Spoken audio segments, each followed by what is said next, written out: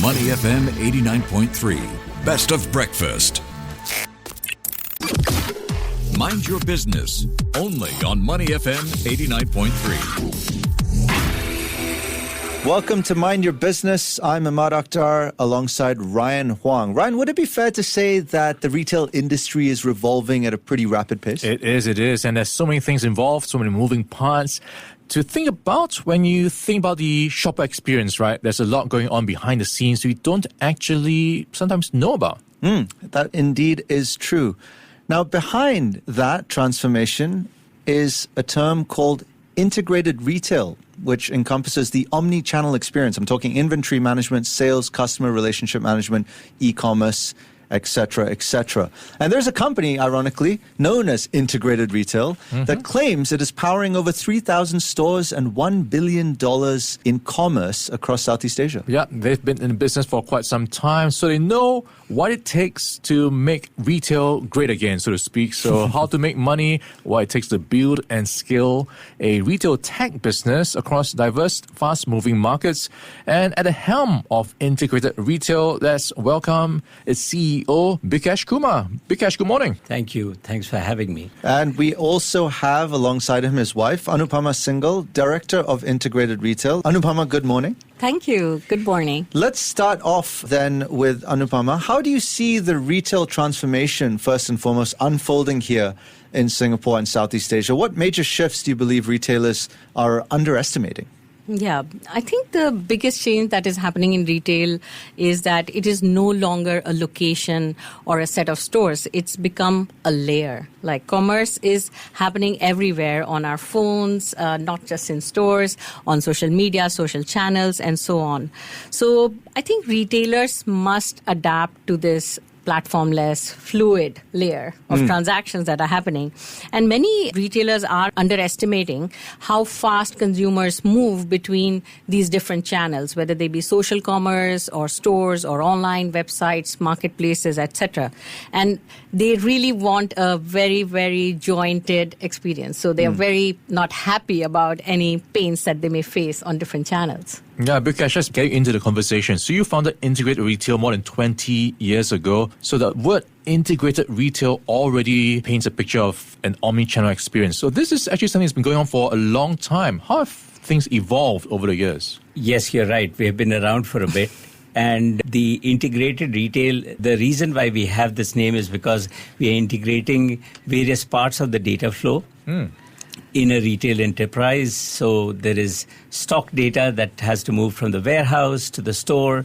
The stores have to look up the sales.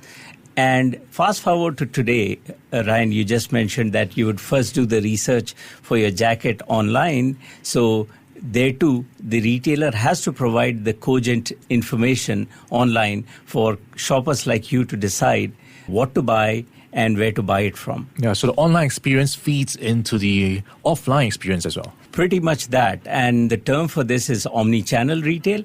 And it is not just about buying across various channels, but it's also the similar seamless experience that you have as a shopper. Yeah. So according to your website, you focus on consumer businesses. So let's say fashion and lifestyle.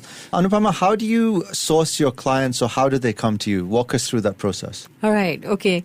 So I don't know whether we do a really great job of marketing, but hopefully we are on air today and people are listening in.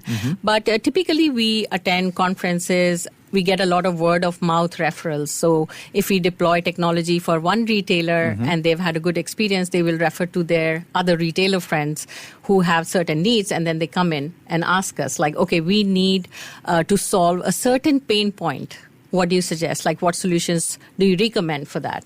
And then we go into a discovery session, try to understand their pain points, what are their objectives, and then recommend that, okay, maybe we do it in this sequence and deploy this kind of technology to solve this pain point. Yeah, Anu, I love examples, so I'm going to just draw a couple of names here. So you've deployed retail systems for retailers like Charles & Keith, Sephora, Metro, Muji, Estee Lauder, Love Bonito. It's quite a long list. Give us an idea how it all comes together for these retail companies, like you mentioned, omnichannel. So what would that experience be like for someone going shopping? Okay, so for someone going shopping for solutions, you mean the retailers? Yeah. So they will have a certain objective for the year. Like, okay, I need to grow my stores through distribution, which means opening new stores. Maybe they need new systems. So they will shop around and say that, okay, since I'm opening 5 new stores this year, let me also change my technology, which has been like, maybe a decade old. And then they would say that, okay, do I want to change only the point of sale system which runs at the stores? Or do I also want to change my inventory management, loyalty system, or analytics that come with it? And typically when you change like one of the core backbones of your technology stack, it will have a ripple effect on the other systems as well.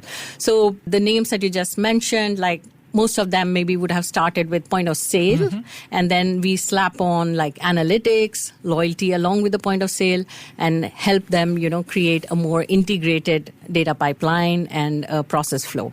Okay, so what you've painted is typically they just buy one part first, the POS, for example, and then build on top what you might need in future. So they have to kind of talk together. Right, they do. They have to be really integrated. And sometimes, like for metro department stores, we went like 6 systems in one go. So like they changed the entire stack, whether we did the largest mobile point of sale deployment in Southeast Asia, and they changed the POS, the mobile point of sale, they changed the CRM, they changed the analytics, they changed the kiosks, all in one go. Okay, so what's the pitch? What's the ROI when you can integrate it together, so to speak? Is there some predictive analytics going on? What is the USP on this? All right, like maybe I refer to Bikash. Bikash, can you elaborate? Sure, happy to. So the returns on investment for a retailer are immense, because our experience has been that a retailer typically ends up spending anywhere between 1 and 2 percentage points of their revenue. And more often than not, they recover these investments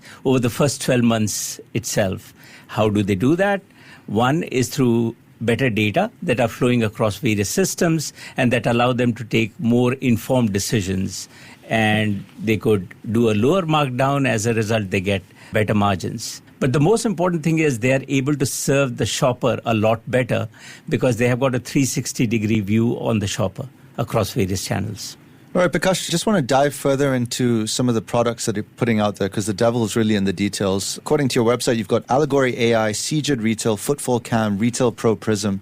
What is special about these line of products, and how do the insights that retailers gain from those products influence key decisions that they make as a business? So the most visible part we as shoppers see in a retail store is a point of sale. Retail Pro and CJID happen to be point of sale solutions. They also have got a backend which allows them to manage their inventory. And then there are these ancillary solutions that help a retailer sell better. An example is Allegory AI. It's a software product that allows a retailer to have the products on the shelf talk directly to the consumers or the shopper inside the store. Very relevant in Singapore context, because the biggest bane for our industry, the retail industry per se, is lack of manpower. Go speak with any retailer across the country, and their top problem is that I don't have enough people to sell inside the store. They put out a great product, but how do they tell that story to the shopper so that it resonates with the shopper a lot more? That's the niche that Allegory fills in. Yeah, so you've been in the business for more than 20 years, so clearly you're doing something right. But what is it that's different that makes you stand out from this big universe of POS systems out there? There are so many options that people can choose from. How do you, for example, localize some of your solutions for Singapore retailers? Okay. Yeah, so we are a multi-country team. So we have a team in Indonesia and in Thailand and in Singapore. So we can actually, leverage resources correctly for the type of deployment that we want.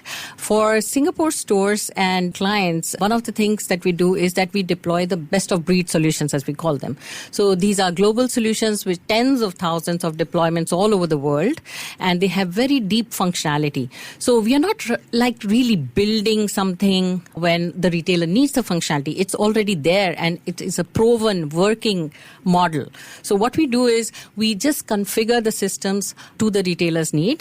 Plus, we build all these ancillary customization integrations with the existing legacy systems. So the data is flowing, throughout the pipe. So we were just talking on the way when we were coming here. It's like, think of it like this. On a busy day for a large retailer, you would have close to like 1 million data points flowing through the systems, through the transactions, through inventory, promotions, loyalty, discounts, reporting, everything. And that is just one day. Right? So you really need like a plumbing, as we call it, which is working through the organization's various tech stack. And that is what helps smooth operations at the front end.